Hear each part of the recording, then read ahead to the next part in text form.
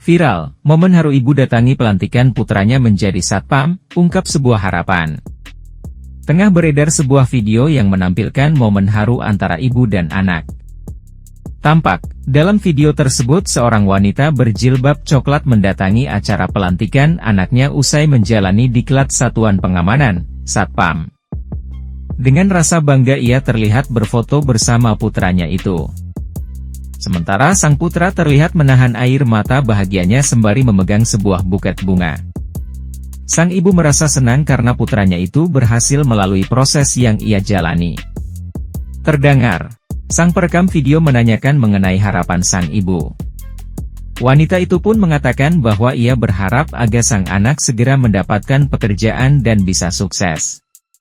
Diketahui, video tersebut viral usai diunggah dalam akun TikTok Antasena57, pada Sabtu, 18 Mei 2024.